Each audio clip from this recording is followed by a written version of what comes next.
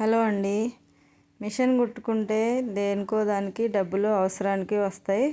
ఇంట్లో కూర్చొని మిషన్ కుట్టుకోవచ్చు, బయట ఒకళ్ళ కింద పనికి వెళ్ళకుండా అని మనం అనుకొని మిషన్ కుట్టుకుంటామండి మనలాంటి వాళ్ళందరూ. కానీ కొంతమంది కస్టమర్స్ ఉంటారండి, ఎంత కష్టపడి మనం కుడుతుంటే వాళ్ళు డబ్బులు ఎగ్గొడదామని చూస్తూ ఉంటారు.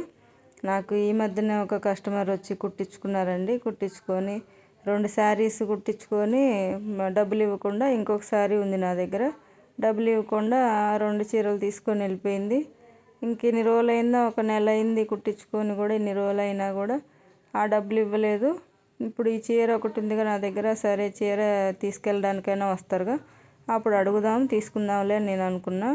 ఆమె ఏం చేసింది, చీర ఇయ్యమని చెప్పి పిల్లల్ని ఇచ్చి పంపించేసింది. చీర ఇవ్వమని చెప్పింది మమ్మీ అని. ఇంకా నేను అసలు ఎంత కోపం వచ్చిందో నాకైతే. ఇన్ని రోజుల తర్వాత కూడా డబ్బులు ఇవ్వకుండా మళ్ళీ నా దగ్గర ఉన్న చీర కూడా తీసేసుకుందామని ఇంకా తీసుకున్నారంటే ఇక మనం వాళ్ళ చుట్టూ తిరగాలి. వాళ్ళ చుట్టూ తిరిగినా కానీ ఇవ్వరు. అసలు ఇలా ఎందుకుంటారు? వాళ్ళు కష్టపడేది ఎంతో కొంత డబ్బులు వస్తాయనే కదా వాళ్ళు ఇంతగానో కష్టపడి మిషన్ కుడతారు. కాళ్ళు నొప్పులు వచ్చిందాక, మెడల నొప్పులు వచ్చినా కానీ, ఎంత కష్టమైనా కానీ ఇంట్లో పని చేసుకుంటూ, పిల్లల్ని చూసుకుంటూ, వంట చేసుకోవాలి, అన్ని పనులు చూసుకోవాలి, మిషన్ కుట్టుకోవాలి. ఇన్ని కష్టాలు పడుతూ కూడా ఎందుకు చేసుకుంటున్నాం?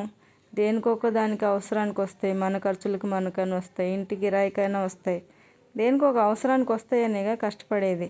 కానీ ఇలాంటి కస్టమర్స్కి డబ్బులు ఇవ్వబుద్ధి కాదు, ఇవ్వాలనుకోరు. వాళ్ళు కుట్టించుకొని ఇలా తప్పించుకోవాలనుకుంటారు.